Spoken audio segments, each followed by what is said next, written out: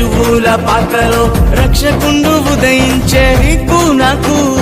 నిత్య జీవమిచ్చుట మరి నీకు నాకు నిత్య జీవమిచ్చుటకై